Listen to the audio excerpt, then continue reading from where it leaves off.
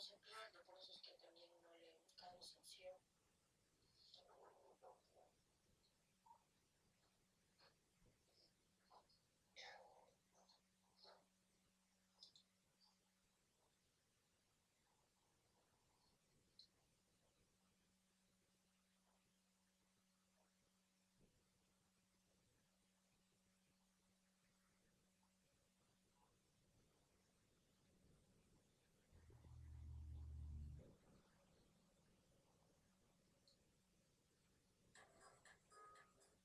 Listo, ok.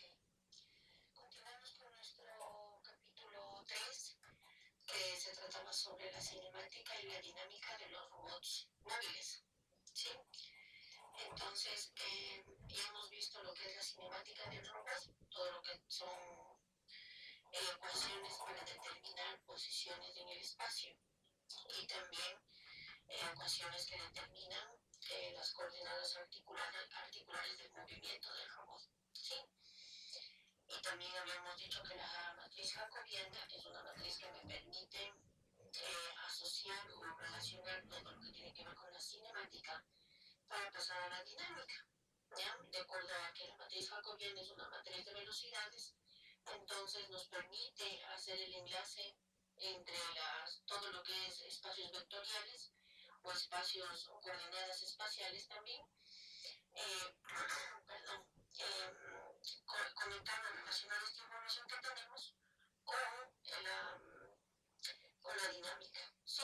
Porque ustedes saben que ya obteniendo una velocidad, se deriva la velocidad, se tiene una aceleración, se multiplica por la masa, y ya se tiene la fuerza, que ya es parte de la dinámica. Entonces la matriz jacobiana es la que es una matriz súper importante en lo que es la robótica y los mecanismos, porque permite no solo definir la velocidad del mecanismo, sino también permite asociar lo que es la cinemática con la dinámica y también permite aparte un análisis de las posiciones singulares que puede tener un mecanismo en cuanto a la incomodidad de realizar un movimiento. Cuando la matriz jacobiana pierde el rango, es decir, su determinante es igual a cero, significa que la matriz jacobiana pierde su rango, significa que el mecanismo va a entrar en una fase de una posición singular. ¿Qué es una posición singular? Es una posición donde el robot no puede continuar con un movimiento. Sufre un atascamiento, no puede continuar con el movimiento y prácticamente pues tiene que liberar tensiones y esfuerzos para liberarse y volver a moverse. ¿Sí? Entonces la matriz jacobiana también nos permite definir ese tipo de errores que pueden haber en los mecanismos. Aunque en el robot móvil pues ese tipo de posiciones singulares pues no se podrían dar porque estos más se dan en los brazos robóticos. Cuando el brazo robótico alinea, alinea dos articulaciones, ¿no? Es decir, coloca, qué sé yo, por ejemplo, el hombro y el codo alineados en el mismo eje. Y entonces a partir de eso ya está quitándole grados de libertad a ese mecanismo, ya no se puede mover libremente a donde desee cuando se alinean dos articulaciones. Esa es una posición singular que sufre el brazo, sufre un atascamiento y ya no puede moverse más.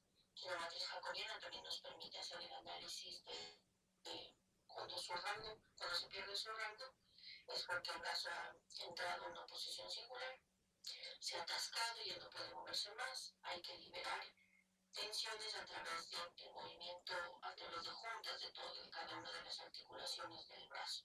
¿Ya? Bueno, esto sucede en la robótica industrial, que es el estudio de brazos robóticos, ¿sí? De manipuladores. En los robots móviles, muy pocos de los robots móviles podemos decir que van a sufrir un atascamiento de sus articulaciones, no de su entorno, no estoy hablando de que el robot va a atascarse en un entorno, no, sino más bien del atascamiento que puedan tener sus articulaciones. En este caso estamos hablando de sus ruedas que pueden ser omnidireccionales, pero luego si son omnidireccionales, creo yo es menos posible que pueda sufrir un atascamiento, ¿ya? Entonces, bueno, todo eso nos ayuda a la matriz jacobiana, pero aquí sobre todo nos permite enlazar todo lo que es la cinemática de posiciones con la dinámica de fuerzas, ¿no es cierto?, a través de la matriz de velocidades. Ya, que el tema que vamos a ver o que vamos a empezar a ver es la dinámica del robot móvil, ¿sí? Dentro de la dinámica, igual como teníamos en la cinemática, que teníamos cinemática directa y cinemática inversa, ¿sí? Aquí igual en la dinámica también tenemos dinámica directa y dinámica inversa. Entonces, en la cinemática directa, ¿qué hacíamos? A partir de las coordenadas articulares de cada punta, definir la posición física a la que llegó el robot en general, ¿sí? Todo el robot o su centro de gravedad a qué posición llegó. ¿Qué hacemos en la cinemática inversa? En cambio, a partir de la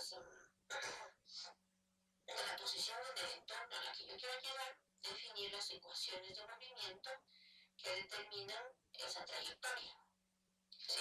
Esa es la cinemática inversa. Ahora la dinámica directa. Tenemos dinámica directa y dinámica inversa. La dinámica directa, en cambio, nos permite el cálculo de las fuerzas y los momentos de un mecanismo en general, ¿sí? Para que pueda moverse o tener, que pueda moverse, no pueda realizar su tarea, a partir de qué? Del cálculo de cada una de las fuerzas y momentos en cada una de sus articulaciones, ¿sí? Entonces la dinámica directa permite determinar cuánta fuerza, cuál es el par motriz, cuánta fuerza y cuánto momento puede este mecanismo mover ya al final, en general, todo el mecanismo, cuánta fuerza y cuánto momento puede mover, ¿sí? Por ejemplo, un robot móvil, cuánta fuerza, cuánto momento podría mover o llevar en su carga, ¿sí? Cuánta fuerza o cuánto momento podría empujar él si necesita realizar alguna tarea. A partir de que del análisis de las fuerzas y momentos de cada una de sus articulaciones, llegar al final a determinar cuánta fuerza y momento puede mover, ¿sí? Al final, o en su centro de gravedad, podríamos decir, ¿sí? O cuánta carga puede llevar sobre él, o qué par motriz puede ejercer él en alguna parte de su cuerpo para empujar algo, ¿sí? Esa es la dinámica directa, ¿sí? Y a partir de cada uno de los pares motrices, que es el conjunto fuerza-momento, en cada una de las articulaciones pueda el robot definir qué carga va a llevar, ¿sí? Es como en la construcción de un brazo robot, a partir de cada uno de los análisis de las fuerzas y los momentos en cada una de las articulaciones a través de la matriz jacobiana, obviamente se define esto, poder determinar cuánta carga puede mover ese brazo, ¿sí? Cuánta carga puede mover desde un punto hasta otro punto. Entonces, básicamente, es así como los robots comerciales que tenemos, ¿no? Para eso sirve la dinámica directa en un robot comercial. Entonces se calcula, ya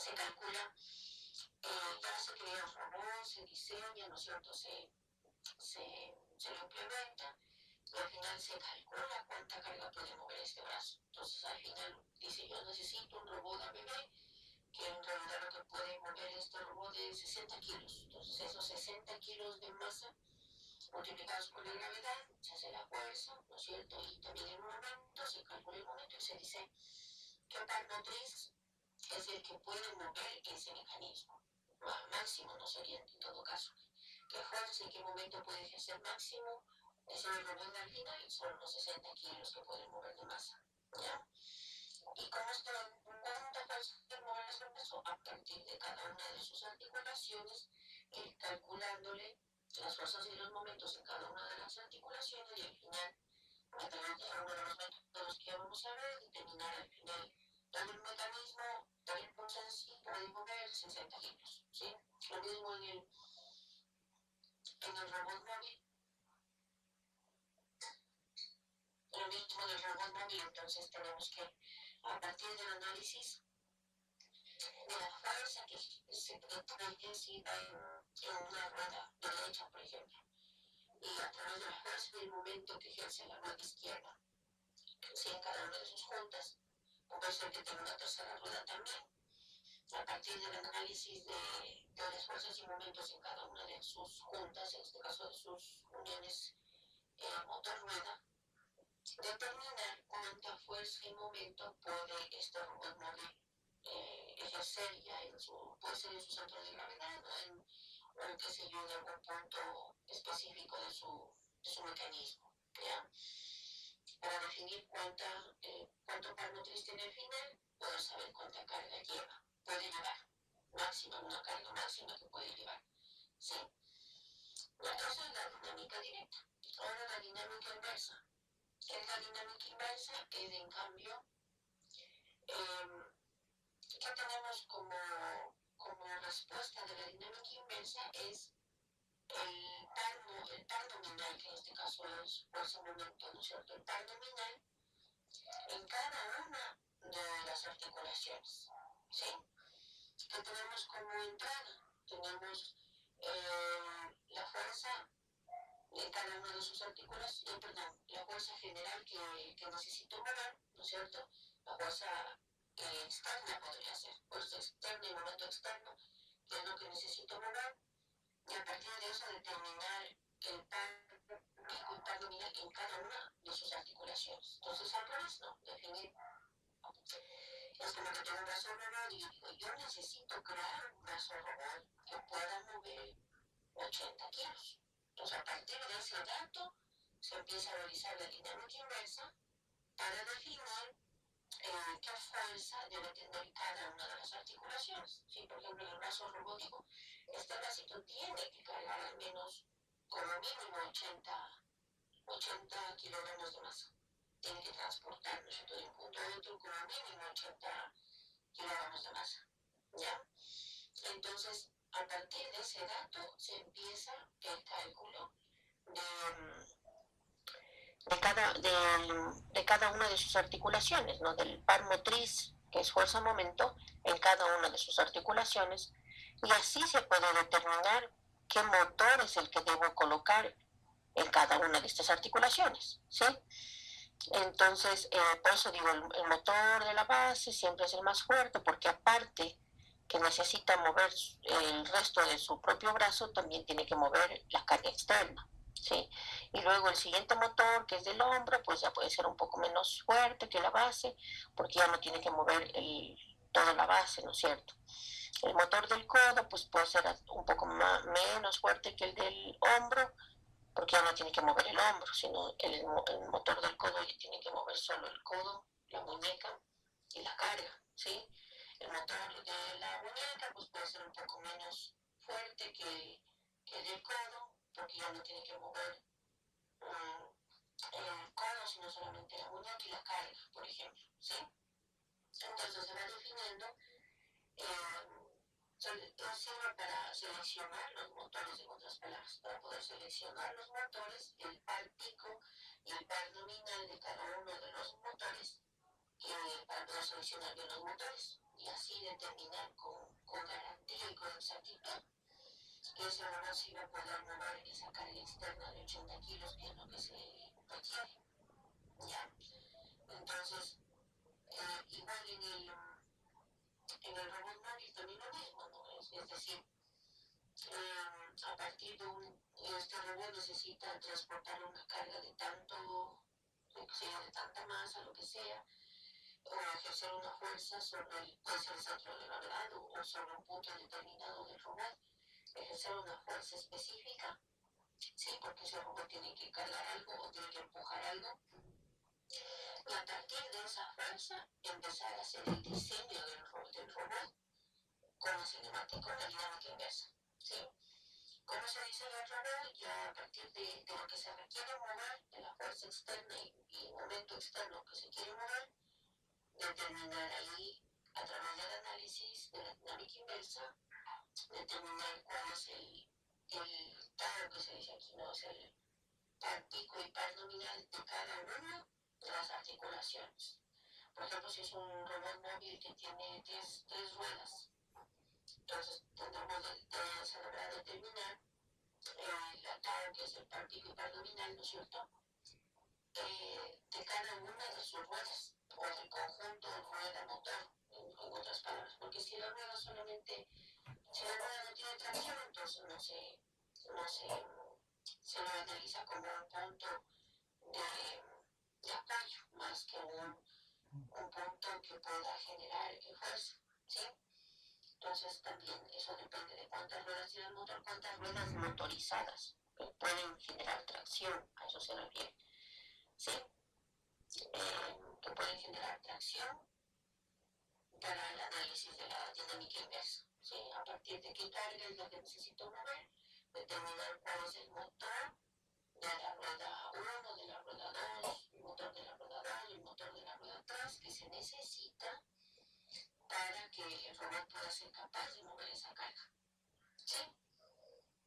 Ya, o sea, seleccionar en sí el motor para garantizar que ese robot sí puede mover esa carga específica. Entonces tenemos dinámica directa y dinámica inversa. Por lo general siempre se deben realizar las dos dinámicas, ¿no? Porque en un mecanismo que es nuevo, que prácticamente usted lo ha diseñado, lo ha construido y todo, sí se necesita conocer que este robot qué carga puede transportar o qué fuerza puede ejercer para un empuje, por ejemplo, ¿sí? Y eso será por la dinámica directa.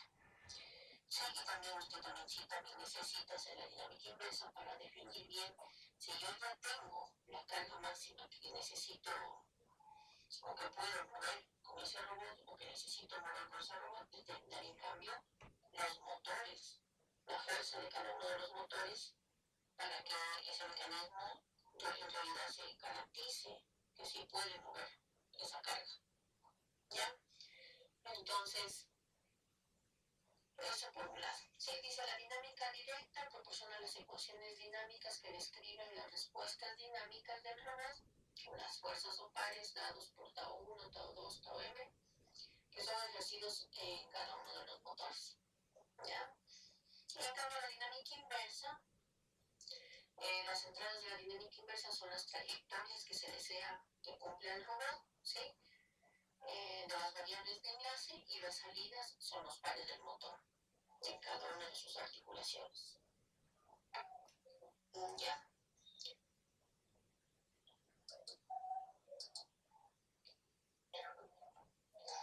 Para realizar para realizar el modelo dinámico, porque lo que en realidad se necesita aquí son ecuaciones, al igual que en la cinemática, no se necesitan ecuaciones que definan el comportamiento del mecanismo. Así hablábamos que en la cinemática se necesitan ecuaciones que definan el comportamiento de posiciones nada más en el espacio o coordenadas articulares, ¿no es cierto?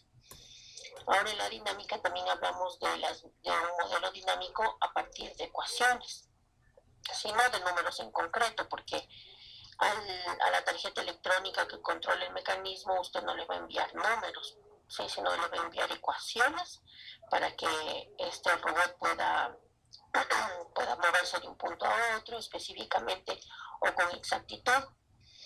Sí, le va a enviar ecuaciones de posiciones o ecuaciones de velocidades, o en este caso ecuaciones de la tau, que es el par pico y par nominal.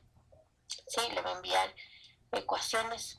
Ecuaciones son los modelos, ¿no? Modelo cinemático, modelo dinámico son ecuaciones. Entonces, para definir el modelo dinámico tenemos varios métodos, ¿sí? Los más conocidos son, o los más utilizados también, son, para realizar la dinámica inversa tenemos el método de Newton-Euler y el método de Lagrange, y para realizar la dinámica directa tenemos el método de Walker-O'Green.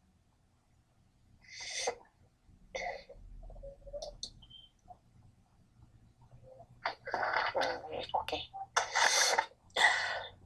El método de Newton-Euler consiste en encontrar la derivada del momento lineal, sí, que es igual, la derivada del momento lineal con respecto al tiempo es igual a la fuerza. Pero esta fuerza estamos hablando de una fuerza traslacional, de movimiento lineal, ¿sí? ¿A qué es igual el momento lineal? Es igual a la masa por la velocidad, porque S significa posición, ese punto, velocidad, ¿sí? O sea que es igual el momento lineal, es igual a la masa por la velocidad. ¿Ya? Y aquí es igual la fuerza. La fuerza es igual a la masa por la aceleración, ya sabemos, ¿no? Porque S es posición, ese punto velocidad, ese 2 puntos aceleración, masa por aceleración, ¿ya? Entonces, prácticamente las tres primeras ecuaciones están definidas, como ya les mencioné, ¿no? Masa por aceleración igual a fuerza. Entonces, tenemos masa por velocidad igual a momento lineal. La derivada del momento lineal, la fuerza. ¿Sí? Fuerza en la articulación. Hay que tener en cuenta que F minúscula es fuerza en la articulación, F mayúscula es fuerza de todo el mecanismo. ¿Sí? Lo mismo en el momento. El M minúscula es momento en una articulación. N mayúscula, momento general de todo el mecanismo. ¿Sí?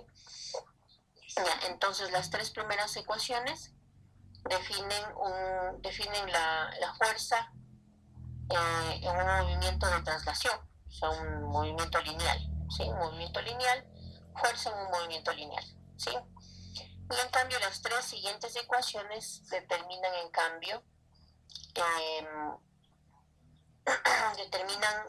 fuerza o momento, perdón, para un movimiento rotacional, ¿sí? Entonces ahí tenemos que la derivada de G con respecto al tiempo es igual a tau, ¿no es cierto? En donde G estamos hablando de un momento angular. Entonces, E es momento lineal, G es momento angular, ¿sí? Y donde la tau pues corresponde al torque externo total del mecanismo, ¿sí? El torque externo. Tenemos también que G es igual a inercia I por W. Entonces tenemos que el momento angular, ¿a qué es igual el momento angular? Es igual a la inercia, ¿no es cierto? Al momento de inercia, o el tensor de inercia, en este caso es el tensor de inercia, por la velocidad angular. Denme un segundito, por favor.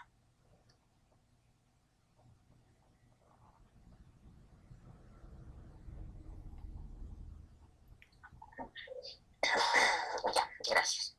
Entonces tenemos que el momento angular es igual a la inercia, o al momento de inercia, o en este caso sería el tensor de inercia, ¿no es cierto? Multiplicado por la velocidad angular. ¿Ya? Y entonces este tensor de inercia, que es igual, que es un tensor, pues es una integral que tiene que ver con el volumen del cuerpo, ¿sí? Integral del volumen.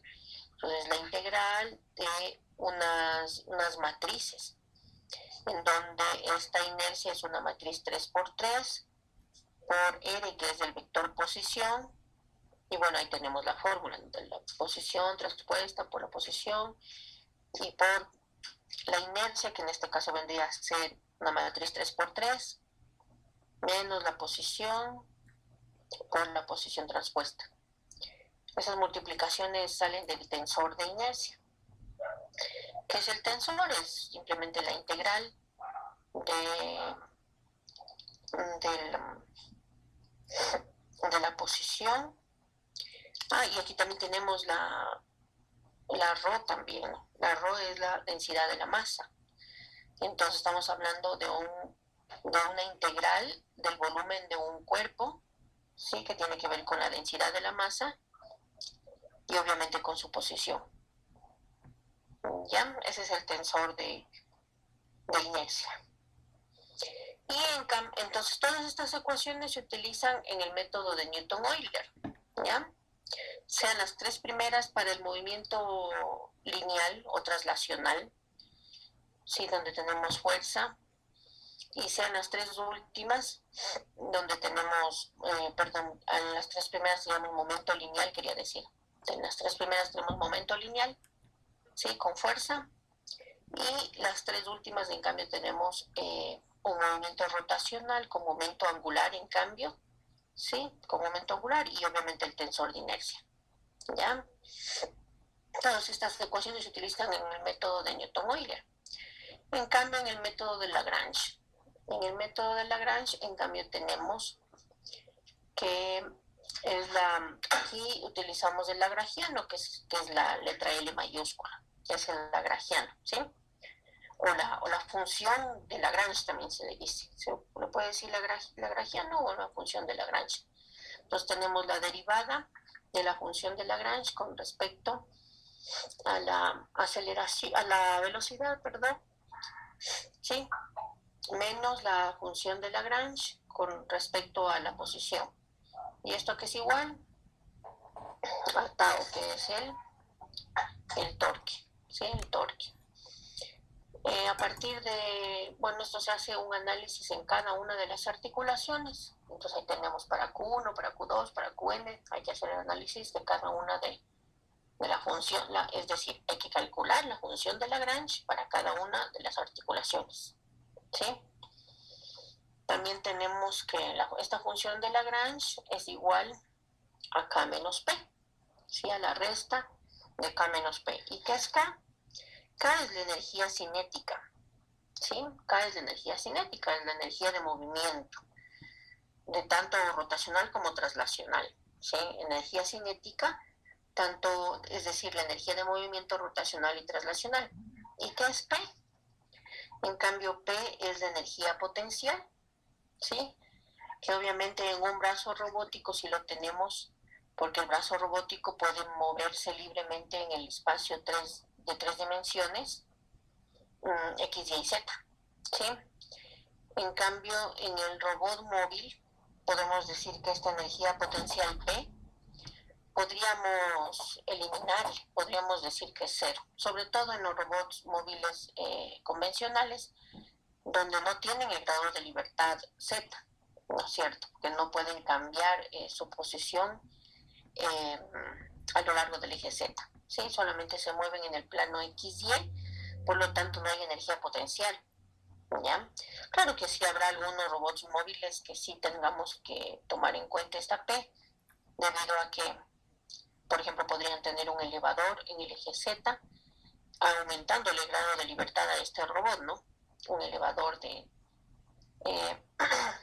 que puede quedarse libremente en cualquier posición a lo largo del eje Z, ¿sí?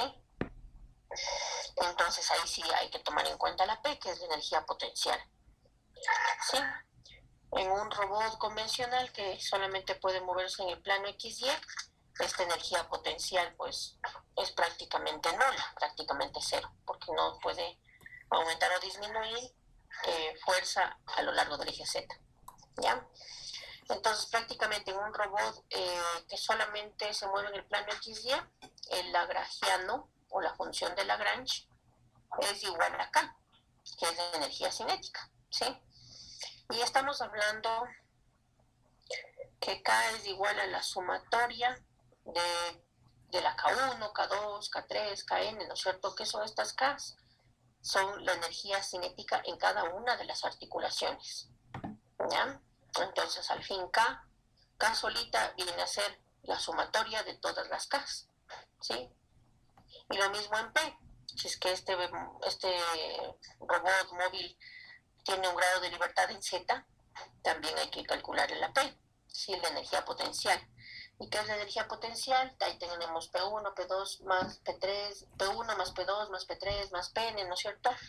Que tiene que ver con la sumatoria. ¿Qué es P solito? Sumatoria de todas las energías potenciales en todas las articulaciones. En general el robot pues puede tener solo una articulación que pueda cambiar el grado de libertad en Z, ¿no es cierto? Pero bueno, estas ecuaciones son bastante generales porque son definidas también para la robótica industrial, o sea, para los brazos robóticos, ¿sí? En donde ahí sí se cumple con exactitud en cada una de las articulaciones una K diferente, una P diferente, ¿sí?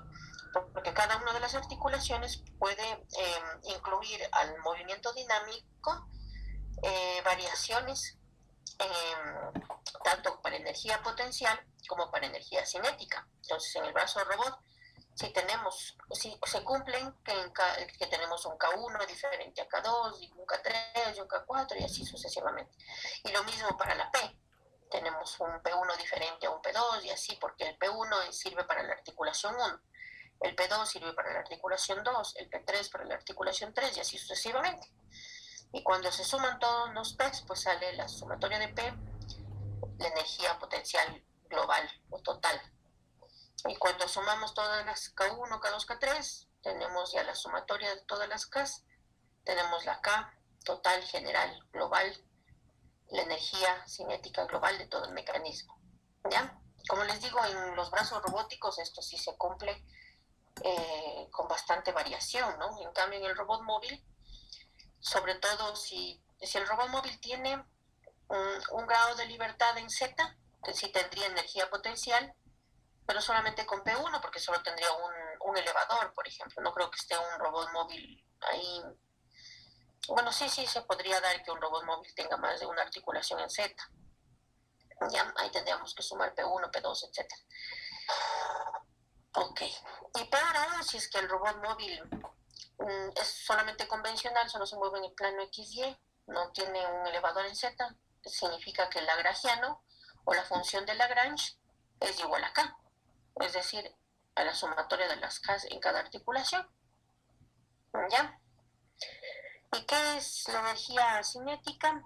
Es igual a un componente de la energía translacional más el componente de la energía rotacional, ¿sí? Entonces estamos hablando de un componente de la energía translacional, estamos hablando de un medio masa por velocidad al cuadrado, ¿sí? Un medio de la masa por la velocidad al cuadrado, porque tenemos ese punto, esa exposición, ese punto velocidad. Entonces, prácticamente esta es la transpuesta de la velocidad por la velocidad. Pero si estamos hablando solamente de una componente, puedo decir que es la velocidad al cuadrado. ¿Ya? Si es que esto se analiza matricialmente, pues sí se tiene que ir analizando la transpuesta de la velocidad por la velocidad, que muchas veces viene a ser el mismo vector, ¿sí? Entonces, ¿qué es la energía cinética? Es igual a su componente de movimiento lineal, ¿sí? Y su componente de movimiento angular. ¿Ya? Entonces, su componente de movimiento lineal tiene que ver con el medio de la masa por la velocidad al cuadrado, y su componente de su velocidad, de su movimiento angular, es en cambio un medio de la velocidad angular transpuesta por la inercia por la velocidad angular, ¿sí? Entonces aquí siempre vamos a tener omega por I omega, que es prácticamente la inercia por la velocidad angular y por la transpuesta de la velocidad angular. Que si estamos hablando de matricialmente, pues sí, esto sí es diferente porque estamos hablando de una transpuesta de un vector, ¿sí? Entonces, no podemos decir, en este caso, si estamos hablando matricialmente, no podemos decir que es velocidad al cuadrado y aquí velocidad angular al cuadrado, o aquí velocidad lineal al cuadrado. Pero si estamos hablando de un simple cálculo en una articulación sencilla, ahí sí podemos decir que es K es un medio de la masa por la velocidad al cuadrado, velocidad lineal al cuadrado, ¿sí? Y acá en cambio la componente es un medio de la velocidad angular al cuadrado por la inercia, ¿ya? En ese sentido, si es que solamente se calcula en una articulación de una forma sencilla. Pero si estamos hablando de matricialmente, pues sí es diferente, ¿ya? Entonces, ¿qué es la energía cinética? Es la energía que tiene su componente en velocidad translacional lineal y su componente en el movimiento rotacional o movimiento angular. ¿Ya? En donde M sabemos que es la masa, ¿no es cierto? M sabemos que es la masa. Por ejemplo, ese punto al cuadrado, velocidad lineal al cuadrado, y es el tensor de inercia, y el omega es velocidad angular, ¿ya? Y también se definen estas ecuaciones ya finales, que son la velocidad lineal es igual a 1 sobre la masa por el radio, ¿no es cierto? Y no, pero esta es la aceleración, disculpe. La aceleración lineal es igual a 1 sobre la masa por el radio, ¿no es cierto? 1 sobre masa por radio, y por el tau de la rueda derecha, que es el tau R, ¿sí? O el tau es el par motriz, que en este caso sería el torque. Torque de la rueda derecha más el torque de la rueda izquierda. ¿Ya? Y para la aceleración angular, en cambio, tenemos que es 2 por A, ¿no es cierto? Y que es A es la distancia que tenemos entre el centro del eje de las ruedas hasta el motor que tiene que generar la fuerza, ¿sí? Es la distancia entre el punto central del eje, no, más no es el punto central del centro de gravedad, no. Desde el centro de gravedad hasta el eje de las ruedas, eso se llama B. Que es igual, porque estoy analizando desde en el gráfico general de un robot diferencial, ¿no? Por eso estoy diciendo que A, que es igual, es la distancia que sale desde el centro del eje de las ruedas hasta el motor que tiene la rueda de tracción, ¿sí? Hasta el centro del conjunto motor-rueda sería, ¿sí? El conjunto motor-rueda, la distancia desde ese punto, donde se une la rueda con el motor, hasta el centro del eje del movimiento de cada una de las articulaciones que tengan, es decir, que cada una de las ruedas que tengan motor, ¿sí? Ya. Pero no es desde el centro de gravedad, porque del centro de gravedad estamos hablando de otra letra que es la B, que ya vamos a ver en el siguiente gráfico. O sea que es igual la aceleración angular, es igual a 2A sobre la inercia por el radio, ¿sí?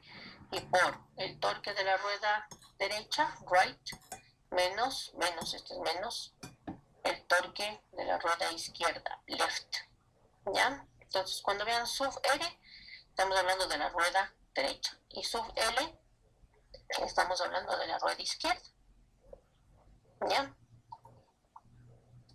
Listo. Entonces, esas son el conjunto de fórmulas que se utilizan en cada uno de los métodos para resolver la dinámica inversa, ¿sí? Entonces, vamos a empezar con el método de Lagrange, ¿ya? Este de aquí. Dinámica de un robot diferencial a través del método de Lagrange, ¿sí?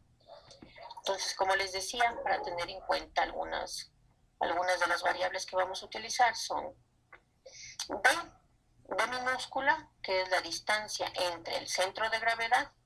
Primero veamos el centro de gravedad. El centro de gravedad le vamos a llamar G mayúscula, ¿sí? Ahora, el punto ese es el centro de gravedad de todo el robot, este puntito G, centro de gravedad, ¿sí? Y por acá tenemos otro punto que es el punto Q. ¿Cuál es el punto Q? Es el punto que es el centro del eje del movimiento de las ruedas motrices, porque esta rueda de acá es una rueda loca, ¿no? Entonces, esta rueda derecha y rueda izquierda, no, perdón, al revés, esta es la rueda derecha, right, y esta es la rueda izquierda, left. La rueda derecha y la rueda izquierda, ¿sí? El eje que cruza, el eje que cruza entre los dos motores de las ruedas, el centro de esa distancia es Q. Ese es el centro de los ejes, Q, ¿sí? Entonces, ¿qué es B?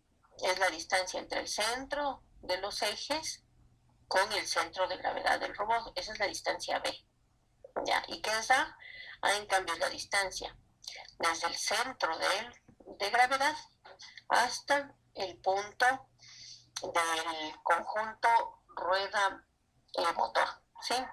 Es decir, esta distancia de aquí hasta acá, eso es A, ¿sí? Entonces tenemos una longitud de 2A, o sea, entre rueda y rueda hay una longitud de 2A, que es desde el centro del eje hasta el conjunto rueda-motor, ¿sí? Entonces, entre rueda y rueda tenemos una distancia 2A, por eso es que aquí determina 2A aquí, ¿sí? En la fórmula. ¿Qué más necesito saber de este gráfico? Ya dijimos velocidad lineal, velocidad angular de rueda izquierda, left, ¿no es cierto? Y velocidad lineal, velocidad angular de rueda derecha, right, con L, sobre L. ¿Ya? ¿Qué más tenemos por ahí? El teta punto L, que es la velocidad angular de la rueda izquierda, y el teta punto R es la velocidad angular de la rueda derecha. ¿Sí? V sub L, velocidad lineal de la rueda derecha, V sub L, velocidad lineal de la rueda izquierda. ¿Ya? Phi, en cambio, es el movimiento ya de todo el robot, o sea, la velocidad, como ustedes tienen en el robotino, el omega, o sea, velocidad de giro de todo el mecanismo, ese es phi. ¿Ya? Porque aquí tenemos teta, que es velocidad angular de la una rueda, de la otra rueda, y en cambio phi, y phi punto sería velocidad angular de todo el mecanismo, como gira todo el robot. Ese sería phi punto. ¿Ya? Y creo que no necesito nada más analizar de este gráfico para poder definir la dinámica inversa a través de Lagrange de un robot diferencial. ¿Ya? Por acá tenemos algunas condiciones iniciales que nos dice para definir esto. Dice que el coeficiente de fricción lineal en cada una de las ruedas es el mismo. Es decir, hay un coeficiente de fricción para la rueda derecha, para la rueda izquierda y para la rueda loca. Pero partimos del hecho de que los tres coeficientes lineales, ¿cuál es el coeficiente de la fuerza de fricción? Es justo donde el punto de contacto entre la rueda y el piso. Ese coeficiente de fricción dice que es igual para las tres ruedas. ¿Ya? Entonces, ¿qué significa eso? Hay varios coeficientes de fricción de acuerdo a los materiales que están hechas las ruedas y el piso, ¿sí? Por ejemplo, qué sé yo, el coeficiente de fricción entre dos materiales que es rueda-madera es de tanto, ¿sí? El coeficiente de fricción entre caucho y acero es otro coeficiente de fricción, ¿sí? Entonces, podemos encontrar en una tabla los coeficientes de fricción entre dos materiales, ¿sí? Y de ahí sacar los datos de esa tabla de los coeficientes de fricción en diferentes materiales, ¿no? De acuerdo al material del que está construido la rueda con el material de la superficie en donde va a transportarse el robot. Bueno, este coeficiente de fricción es fácil de encontrar cuando el entorno es controlado, ¿sí? Porque si tenemos un entorno que no es controlado, ahí sí va a ser complicadísimo determinar el coeficiente de fricción, ¿no? Sobre todo cuando estamos hablando de un robot que está moviéndose, qué sé yo, en un terreno ahí irregular, que es pura tierra o pura roca, lo que sea. Es más complicado determinar bien el coeficiente de fricción, aunque se podría utilizar uno lo más similar posible. ¿Ya? Entonces prácticamente ese no es un problema, sino es solamente un análisis de una tabla de coeficientes de fricción entre dos materiales, de acuerdo al material que esté hecho la rueda del robot, más el material de la superficie de contacto por donde se va a mover. Entonces, si el entorno es controlado, sabemos en la superficie de contacto por la que se va a mover. ¿Sí? Entonces, eso no es un problema. Lo que sí dice aquí es que el coeficiente de fricción lineal para cada una de las ruedas es el mismo, que quiere decir que todo el robot se va a mover sobre la misma superficie y que este modelo dinámico que se va a definir no está referenciado en algún momento específico en donde una rueda está... Denme un segundito, por favor. Ya. Donde una rueda, por ejemplo, toca una superficie y la otra rueda toca otra superficie. Sí, entonces sí se puede dar ese caso, ¿no? Cuando se está justo cambiando desde un lugar a otro en un terreno que tiene diferentes superficies. Entonces una rueda puede estar tocando una superficie, puede tener una tracción muy diferente a la otra rueda que justo está pasándose al otro lado de, qué sé yo, de una habitación que tiene otra superficie, o pasándose ya a un terreno que tiene otra superficie, ¿sí? Y eso sí se puede dar. Justo en ese preciso momento en que el robot está pasándose de una superficie a otra, el modelo dinámico no se cumple a cabalidad, A eso se refiere eso, ¿sí? Entonces, ¿cuándo se cumple? Cuando las 3 ruedas en este ejemplo, o al menos las 2 ruedas de este ejemplo, están moviéndose en la misma superficie. A eso se refiere esta nota básica que dice ahí, ¿sí? Otra nota básica que tenemos dice: la inercia del conjunto motor-rueda es diferente a cero. Entonces, la inercia inicial, la inercia inicial es cero. La inercia ya de movimiento entre el conjunto rueda-motor es diferente de cero, ¿sí? Y bueno, todos conocemos que la inercia, cuando ya está el mecanismo moviéndose, es diferente de cero, ¿no?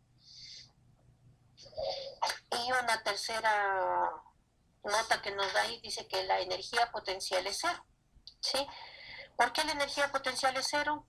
Porque este robot diferencial solamente se va a mover sobre un plano XY, no va a tener movimiento en Z, entonces no va a tener grado de libertad en Z, por lo tanto no va a poder cambiar su fuerza en el eje de la Z, por lo tanto va a tener una energía potencial igual a cero. Y tener una energía potencial igual a cero, ¿qué significa? Que la función lagrangiana va a ser igual a la K nomás, a la energía cinética, más no la energía potencial, porque conocíamos la fórmula, ¿no? Que era L lagrangiano es igual a K menos P. Si P es igual a cero, entonces tenemos que el lagrangiano solamente va a ser igual a la energía cinética, nada más. ¿Alguien tiene alguna pregunta?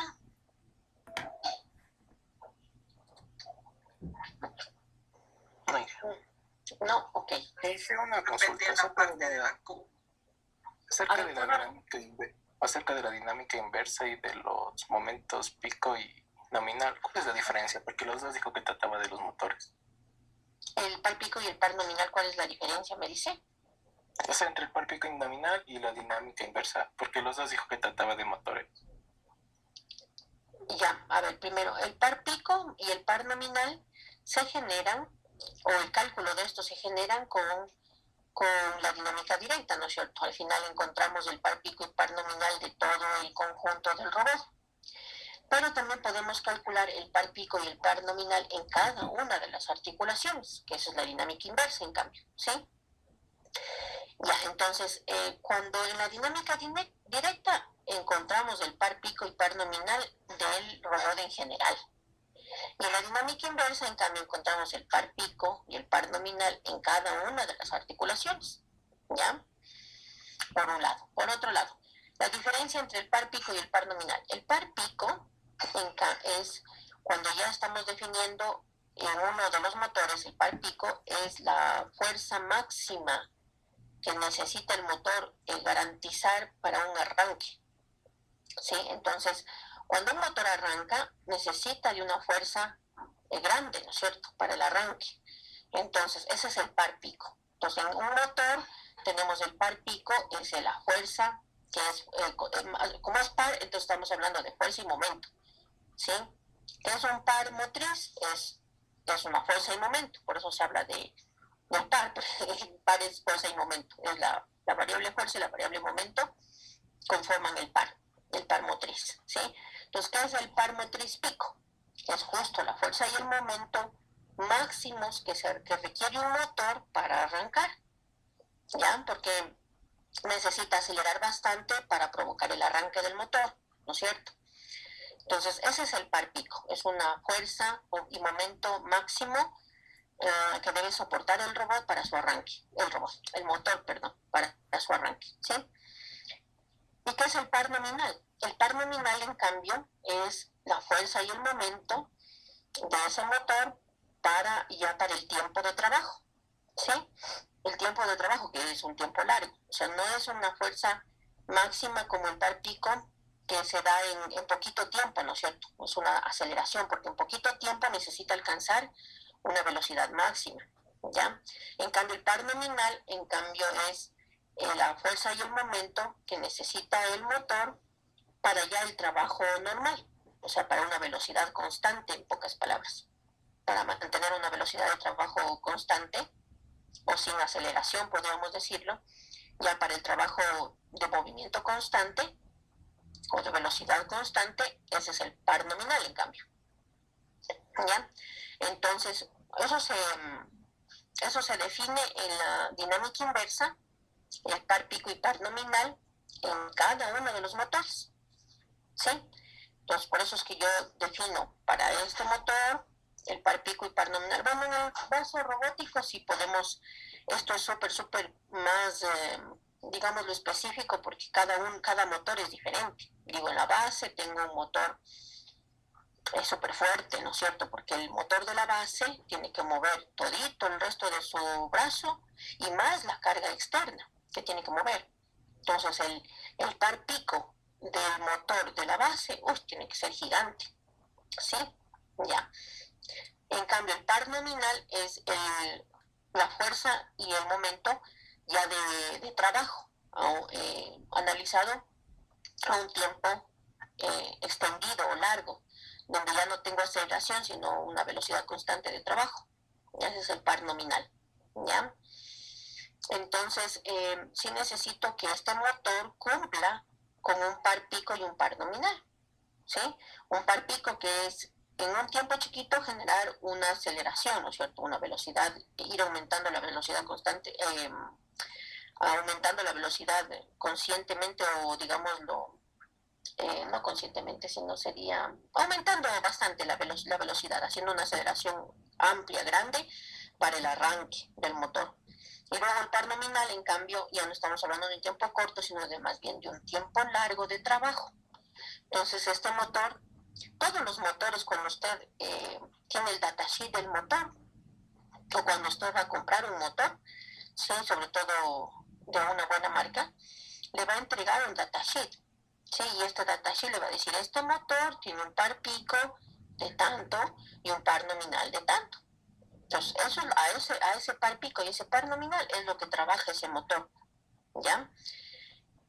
Es lo que garantiza que ese motor puede trabajar muy bien en el arranque, es decir, en un tiempo corto, cómo puede acelerar tanto, y también en un tiempo largo, cómo puede trabajar normalmente, ¿sí? Sobre todo para no sufrir daños de sobrecalentamiento o para garantizar su trabajo y que el tiempo de vida útil se pueda cumplir, ¿no es cierto? Porque se dice 10 años de vida útil del motor, entonces trabajando, los 5 años de vida útil del motor, trabajando las 24 horas al día, los 365 días del año, etcétera, etcétera. Entonces en el datasheet del motor están todas las condiciones en que ese motor puede trabajar de una manera garantizada, de una manera ideal también, ¿sí? Una de esas condiciones son el par pico y el par nominal. Par pico, fuerza y momento de arranque grandes, y par nominal, fuerza y momento, digamos, los más pequeños para trabajar un tiempo extendido. ¿Ya? No sé si por ahí va la idea, señor Nayedra. Sí, gracias. Ok. Y alguien más también me tenía una pregunta.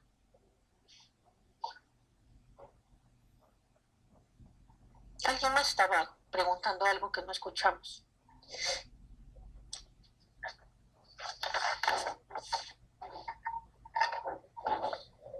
Bueno, ya creo que se arrepintió. Ok. Entonces, me voy a conectar en la otra computadora para realizar el ejercicio de Lagrangiano, ¿sí? De determinar la función de Lagrange, ¿sí? Deme solo un segundito.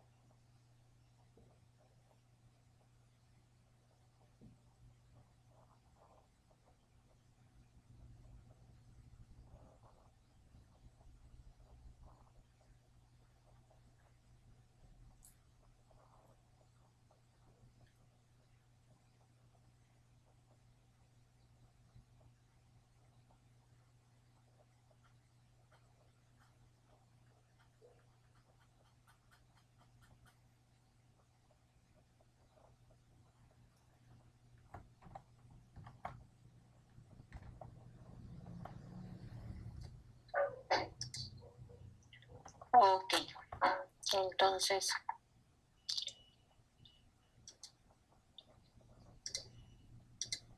listo. Ok, entonces en la dinámica con el Lagrange, sí, con el método de Lagrange, pero para un robot diferencial, ¿sí? Sobre todo para este robot que estábamos analizando.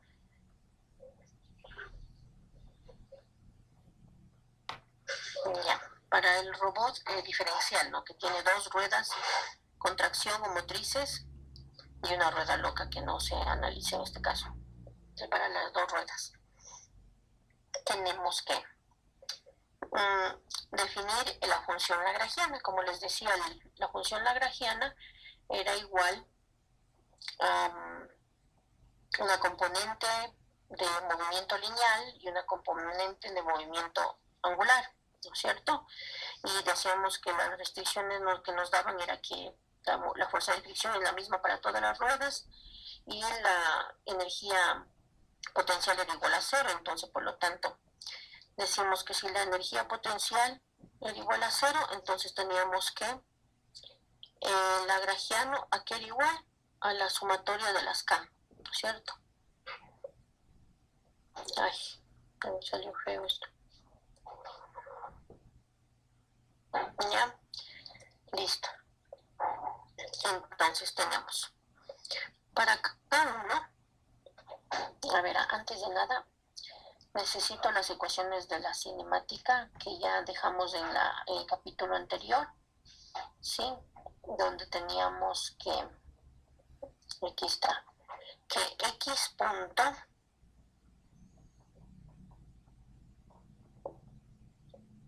del centro de gravedad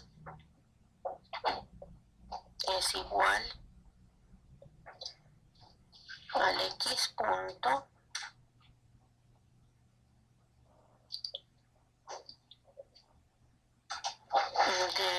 del centro del eje de movimiento, o sea, de Q, más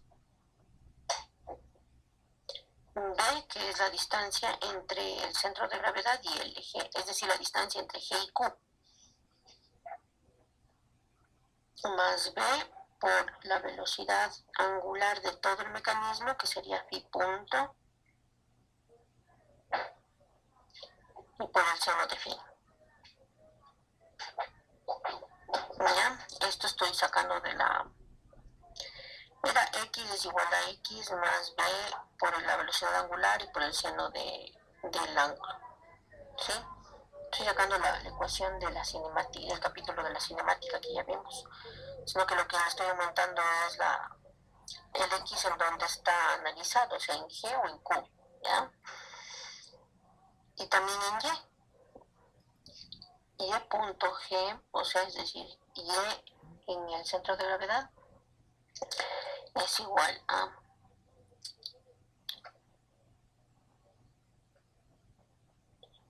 Y del centro del eje de las ruedas menos, ¿no es cierto? Menos B, que es la distancia entre los dos ejes, por fin, y por el coseno del ángulo phi. ¿Ya? Esas las ecuaciones de X del centro de gravedad. También necesito las ecuaciones que definimos en la cinemática directa con respecto a X del eje de las ruedas. El X y el Y del eje de las ruedas, que prácticamente es velocidad lineal en X, velocidad lineal en Y velocidad angular, ¿no es cierto? Que ya se definió en la cinemática. Entonces aquí tengo X punto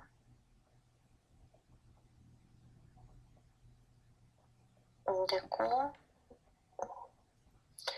es igual a R sobre 2 por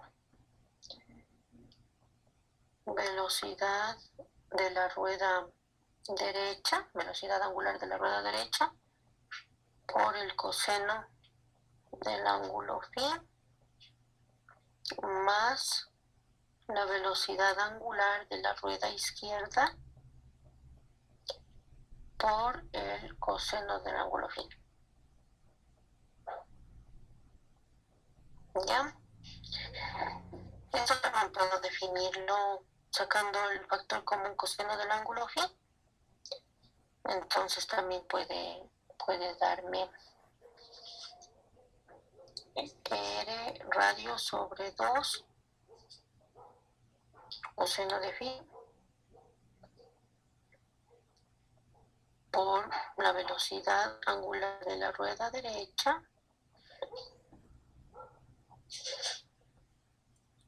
más la velocidad angular de la rueda izquierda. Listo.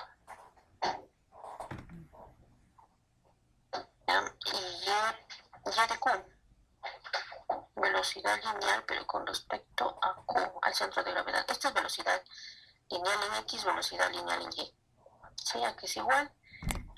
También sacando esta misma fórmula del modelo cinemático, tenemos que es igual a el radio sobre 2 por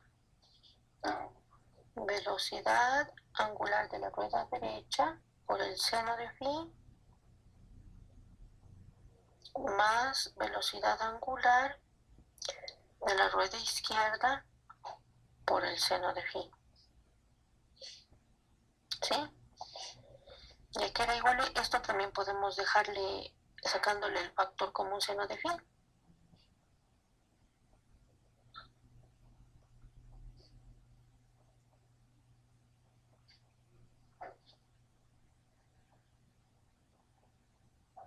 Ya.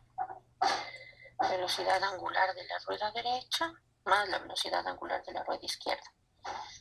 Y entonces esto es velocidad lineal en X, velocidad lineal en Y, y la velocidad angular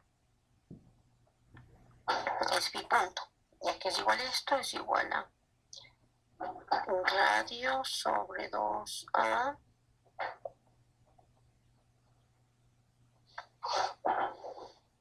por velocidad angular de la rueda derecha. Este es menos velocidad angular de la rueda izquierda. Right, derecha, left, izquierda, ¿no es cierto? Este es menos. No nos confundiremos en el sí. ¿Ya? Entonces, estas ecuaciones de aquí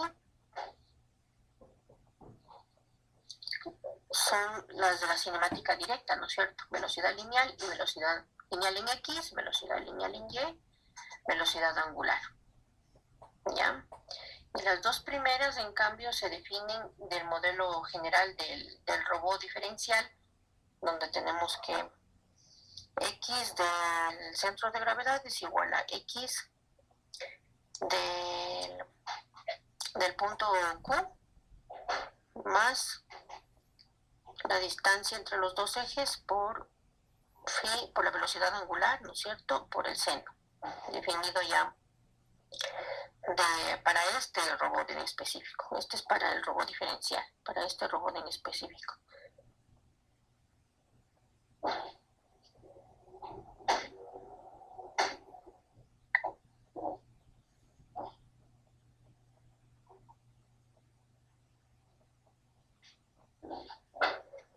Listo. Ya, ahora sí ya tengo las ecuaciones que necesito para poder definir la función del lagrangiano. ¿Ya? Entonces, K1 es igual a un medio por la masa por velocidad al cuadrado, ¿sí? No lo voy a hacer matricialmente, sino solamente por variables, ¿sí? Y K2 va a ser el componente, el K1 va a ser la componente de la velocidad de movimiento lineal, el K2 en cambio va a ser la componente de la velocidad con movimiento angular. Entonces tengo un medio de I con respecto al al centro del momento angular con respecto al centro de los ejes por la velocidad angular al cuadrado, ¿ya?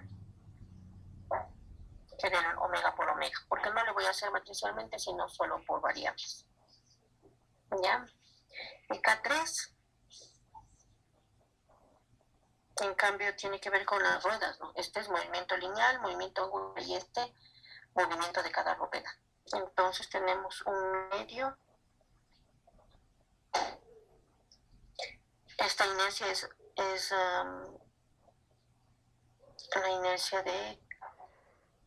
la inercia cero sería, o de gravedad, ¿no es cierto? No, la inercia cero sería aquí, de todo el mecanismo.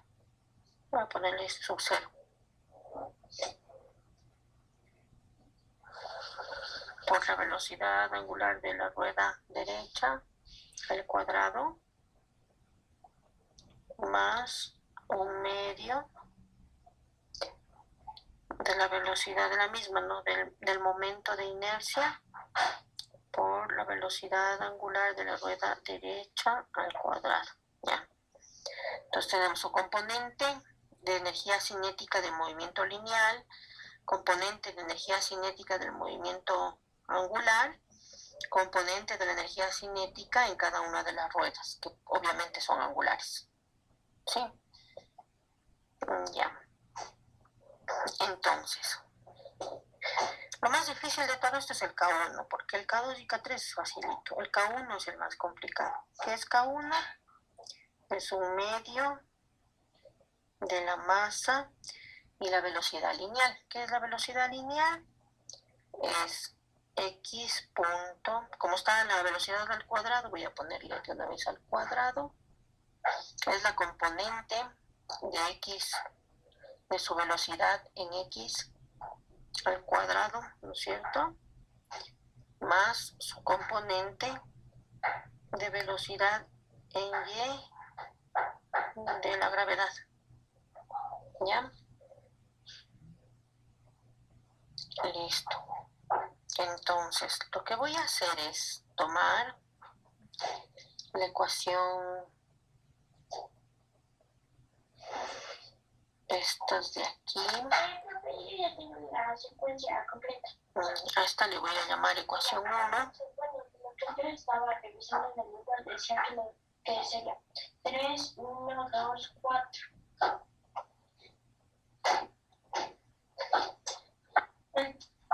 Y a esta le voy a llamar ecuación 2. El número 1 Entonces lo que voy a hacer es el número 2 son los infantes. Igual a esta también. El 3 son los jóvenes. A ver, me conviene empezar con esta.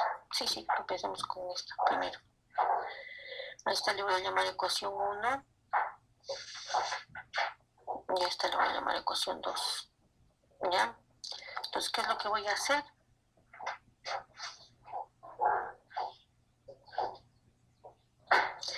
Voy a hacer 1 al cuadrado más 2 al cuadrado para sacar esto de aquí. ¿No es cierto? Primero voy a sacar esto aquí. Esto. Entonces, x de g al cuadrado más y de g al cuadrado. Entonces tengo por acá la ecuación 1 al cuadrado más la ecuación 2. Eso voy a hacer primerito. ¿Ya? Entonces, ¿qué tengo por aquí? 2.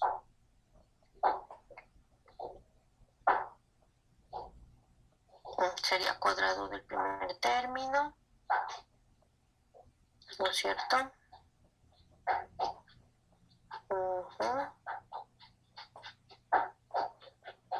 Y x de q sería. Estoy haciendo mal, perdón, lo siento. X de q cuadrado, sacar el 1 al cuadrado, ¿qué es lo que voy a hacer? 1 al cuadrado más 2 al cuadrado. Es lo que voy a hacer para sacar esto de acá de xg al cuadrado más yg al cuadrado. ¿Ya? Entonces, tengo xq al cuadrado más el doble producto del primero por el segundo.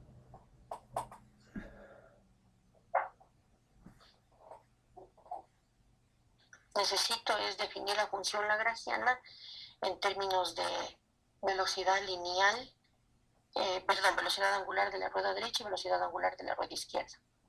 Entonces estamos trabajando en ello. Más el cuadrado del segundo término.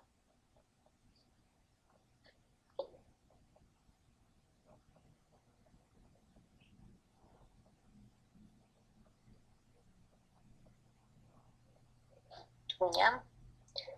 Abajo voy a colocar el cuadrado de la ecuación 2.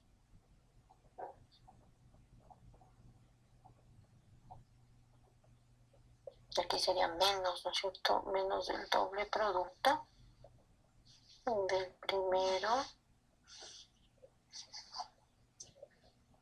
por el segundo.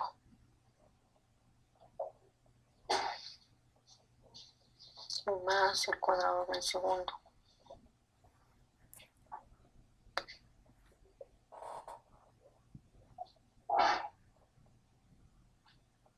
Ya, ahí voy a sumar.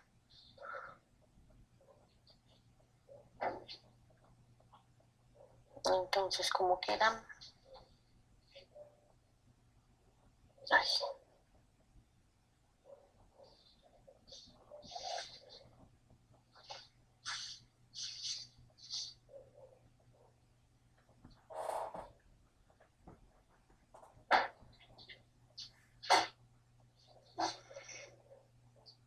Ya, x cuadrado más y cuadrado más y punto cuadrado. Aquí voy a sacar el factor común 2 b phi.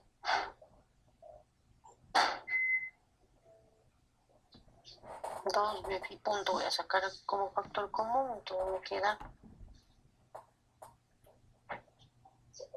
x seno de phi menos y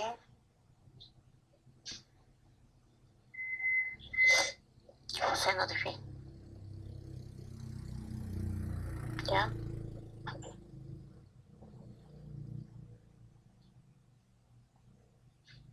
Y más aquí b cuadrado phi punto cuadrado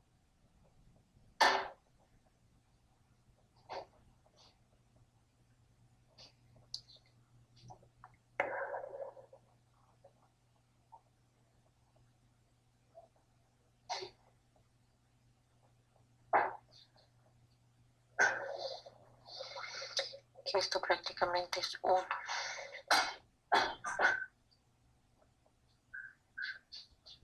¿Ya?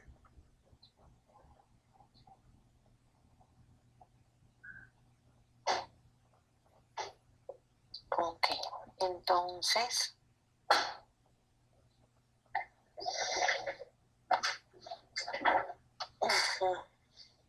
ya.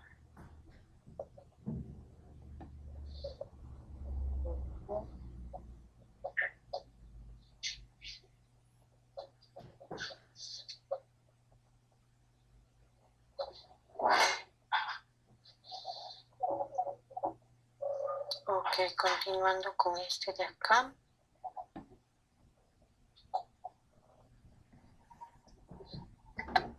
A ver, voy a hacer esto de aquí primero, para no hacer tanto. A ver, esto de aquí que es x punto q seno de phi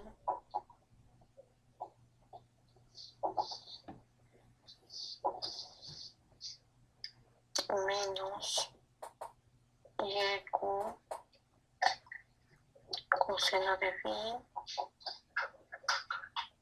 aquí es igual, tengo x, tengo r sobre 2, ¿no es cierto? Aquí está. R sobre 2 coseno de phi r más phi L. Punto. Y por seno de phi. ¿No es cierto? Menos YQ, que lo tengo por acá. Entonces tengo menos R sobre 2 seno de phi por punto, ya me salió feo esto,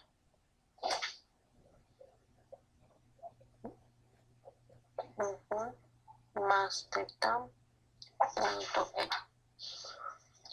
ya, y por coseno de phi,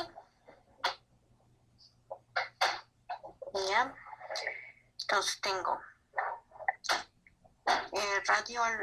la mitad del radio por el coseno de la suma de los dos ángulos y por el seno de phi, menos la mitad del radio por el seno de phi y por el coseno de phi y por la suma de los dos ángulos. Entonces tengo lo mismo. Entonces, ¿qué es igual esto? Y ahí no es coseno de phi, tal vez. Ay, sí, me estoy comiendo aquí el coseno. Gracias. Ahí sí tengo coseno de phi, seno de phi, coseno de phi, seno de phi, y tengo igualito lo mismo, ¿no es cierto? Entonces aquí es igual esto es igual a 0, ¿verdad? Entonces si todo eso es 0, solo me queda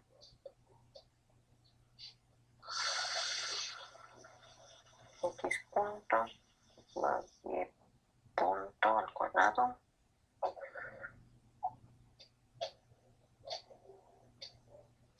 más b cuadrado y punto cuadrado, ¿no es cierto? Eso me queda de haber sumado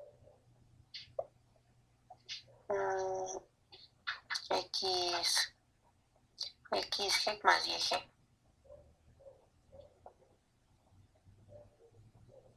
¿ya? Entonces, ¿qué más tengo por ahí? Voy a sacar el cuadrado. El cuadrado de... A ver cómo dice la acá arriba, decía g, x de g al cuadrado, y de g al cuadrado, ¿no es cierto? Entonces, voy a sacar tengo x q punto al cuadrado más y q punto al cuadrado.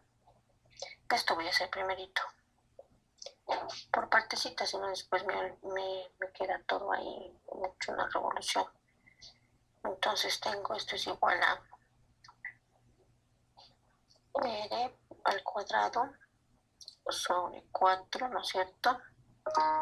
Por el coseno cuadrado de phi por la multiplicación de la velocidad en r más la velocidad en L también al cuadrado, ¿no es cierto? Porque estoy haciendo esto primero. Ya utilizando estas fórmulas de acá arriba. Más R cuadrado sobre 4 por el seno cuadrado de phi y por velocidad lineal más el de la rueda derecha, velocidad angular, perdón, de la rueda izquierda al cuadrado. Listo. Entonces saco factor común.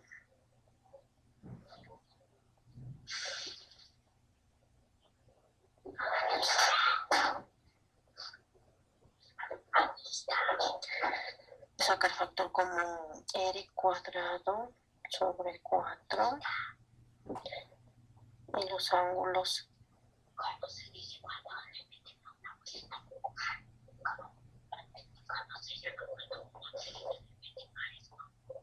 así lo ya sería coseno cuadrado de phi más seno cuadrado de phi, ¿no es cierto? Y al fin y al cabo esto es igual a 1. Entonces tengo, ya me queda solo así.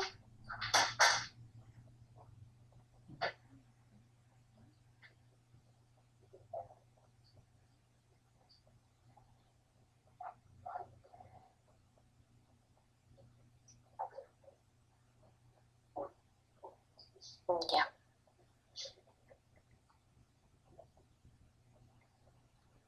Listo. Entonces,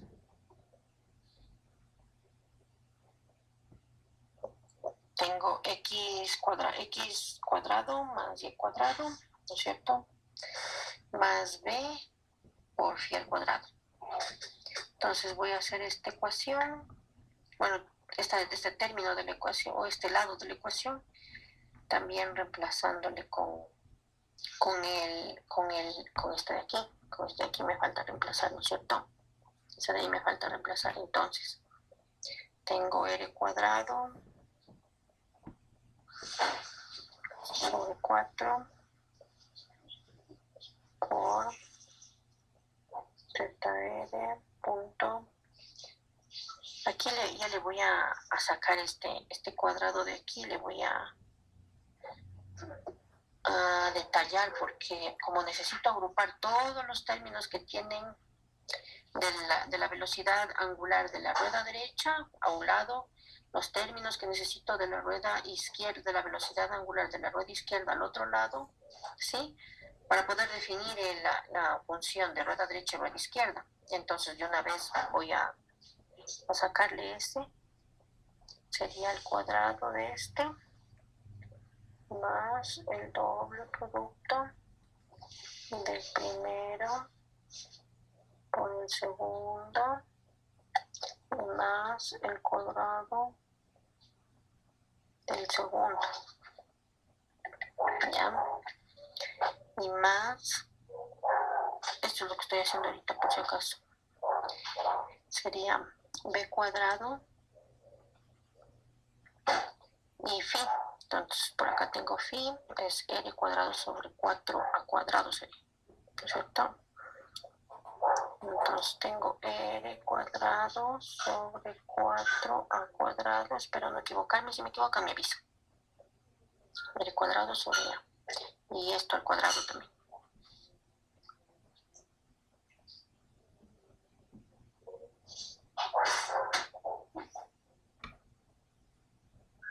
Ay, estoy haciendo al revés. Es r menos l. R menos L al cuadrado. ¿Ya?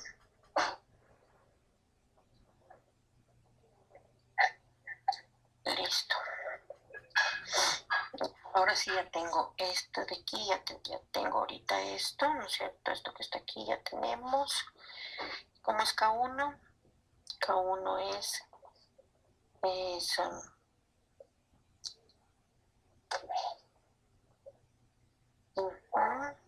un medio de M, ¿no es cierto? Un medio, entonces tengo que multiplicar todo esto, voy a multiplicarle por el 1 medio de M. ¿Ya? A todo esto lo multiplico por el 1 medio de M, ¿no es cierto? Eso es K1. ¿Ya? Y ya tengo K1. Entonces K1 es igual sería R cuadrado M sobre 8.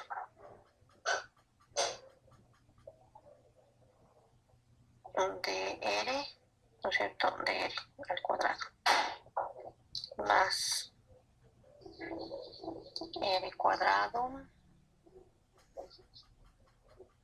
M sobre 4, porque con este 2 y este 2 se van, me queda 4, sobre 4 de teta R, teta L, son puntos, ¿ya? Más R cuadrado M, R cuadrado M sobre 8 de teta L de la left, de la izquierda al cuadrado, ¿ya? Más tengo B cuadrado R cuadrado M, ¿no es cierto?, sobre 8 al cuadrado. ¿De qué? De la rueda derecha al cuadrado, más tengo de la rueda, esto también estoy sacándole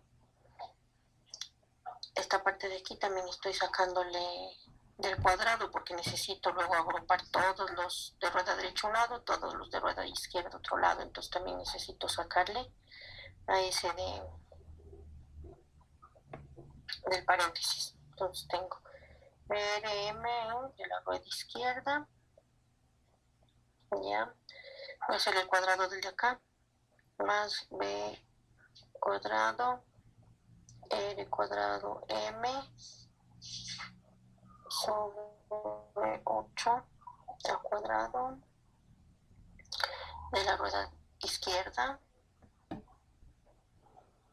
es cierto?, menos el doble producto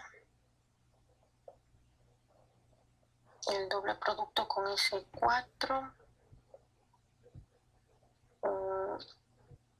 y con el 1 medio, entonces solo me quedaría el 4, entonces sería B cuadrado R cuadrado M sobre 4 al cuadrado, porque es el doble producto, pero con este 1 medio ya se me da el doble, ya, entonces me queda de la rueda derecha y rueda izquierda, ¿no es cierto?, velocidad angular, listo, ya tenemos K1. Bueno, K1 siempre es el más difícil, ya, eso es K1. K2, ¿cómo era K2? K2 era 1 medio de IQ por pi al cuadrado. Era 1 medio de IQ pi al cuadrado. Esto está facilito porque solo utilizo esta ecuación aquí de phi, ¿no es cierto?, que es R sobre 2A R menos L al cuadrado, tengo que elevar al cuadrado eso.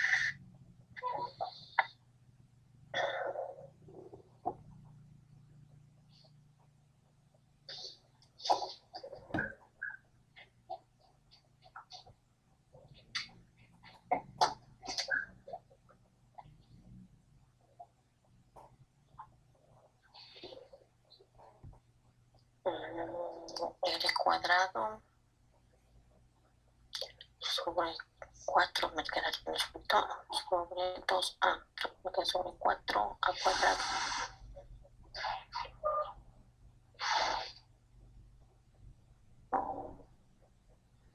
Ya, y por la velocidad de R menos velocidad angular de L al cuadrado. Entonces aquí también tengo que sacarle el cuadrado ¿Y cómo me queda K2? K2 me queda el primero al cuadrado, todo me queda aquí. Y Q R cuadrado sobre 8. Me feo esta línea que me salió.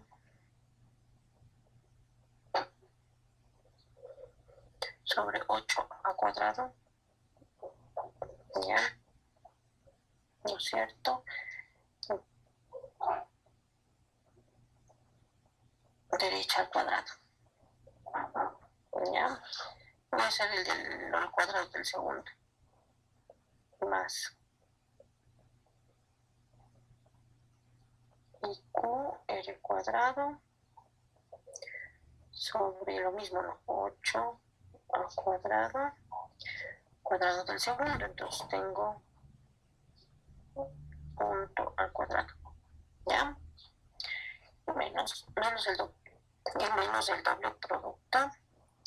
Y con ese medio entonces se va el 2, me quedaría sobre 4. Entonces queda IQ R cuadrado sobre 4 al cuadrado, rueda derecha y rueda izquierda.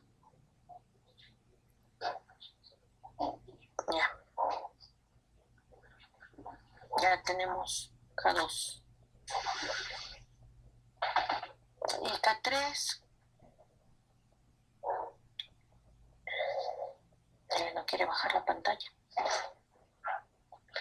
K3, en K3 no tengo que hacer nada porque ya tengo en función de rueda derecha y izquierda. Solo me copio. Voy a copiarle acá abajito. K3 es un medio. Ya me olvidé. Y ya de izquierda y derecha. Ah, ya, está fácil.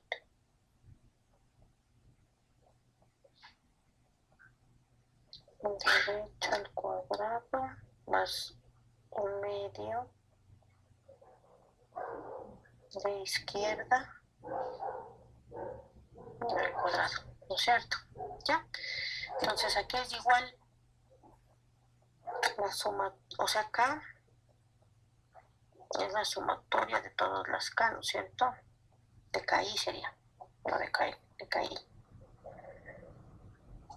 ¿Ya? Entonces K tengo, voy a ponerle por acá K que es igual al K1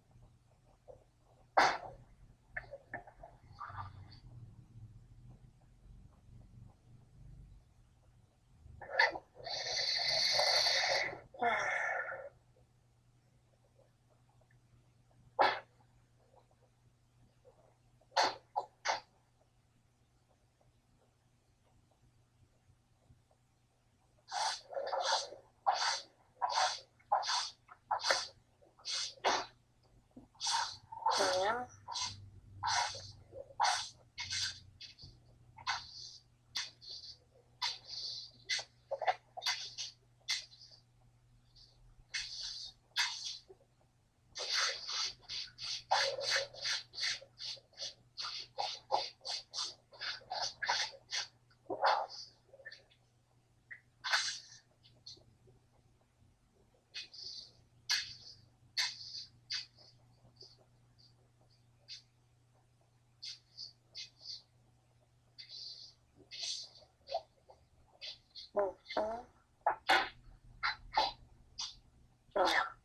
El teta 1, perdón, el K1 más el K2 que está aquí, ¿no es cierto? sería más EQ R cuadrado sobre 8 al cuadrado teta R punto al cuadrado más EQ R cuadrado sobre 8 al cuadrado, ¿no es cierto? Menos IQ R cuadrado sobre 4 al cuadrado teta R teta L punto y más K3 y más K3 más un medio de I, póngale que arriba mejor la I,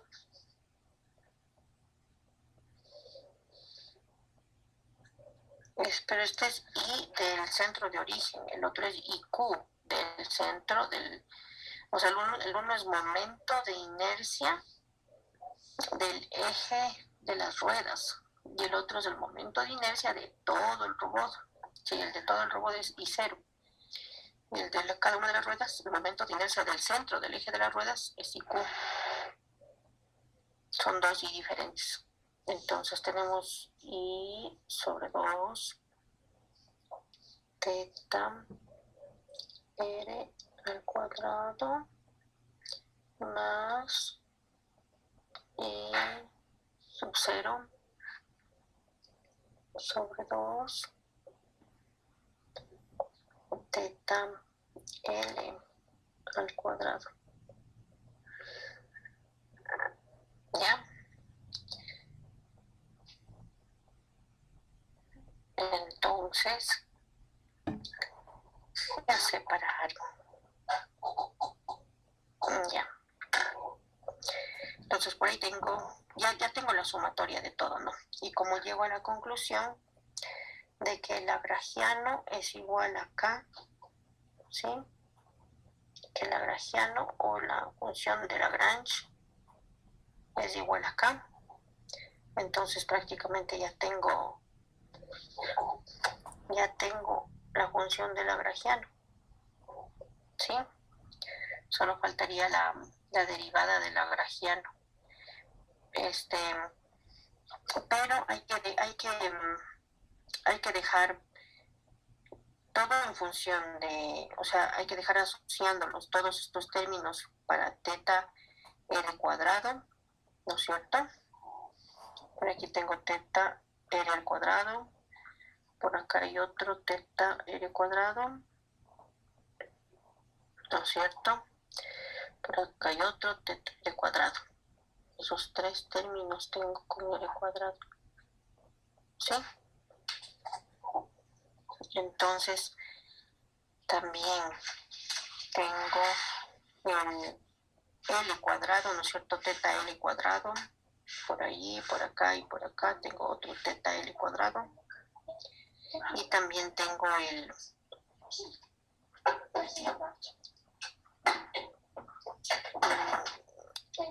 teta R por teta L, ¿no es cierto? Solo esos tres términos tengo.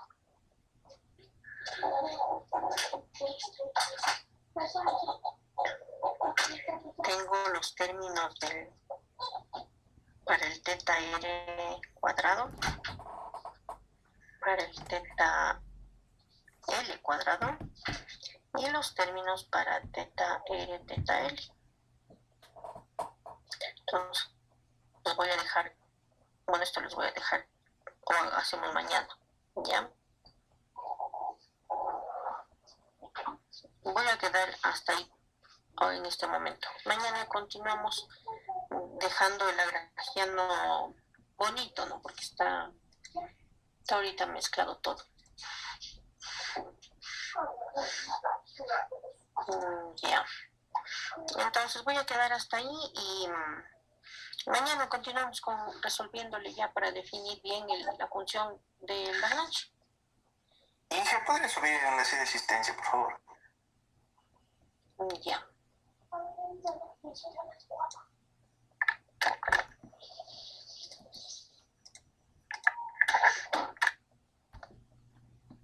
Ok, listo. Inge, ¿cómo está? Buenos días. De pronto tiene unos minutitos que me puede regalar, por favor, para poder hablar con usted. Bueno, Ya. Gracias. ok.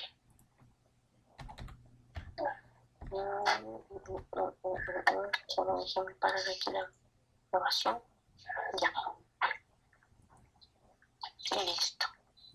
Entonces, hasta luego con el resto. Hasta mañana. Hasta mañana, Inge.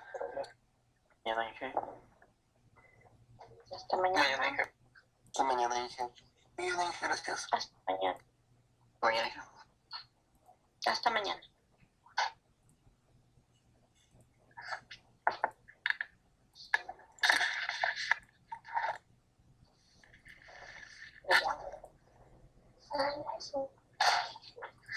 Ya, señor Montenegro, dígame por favor.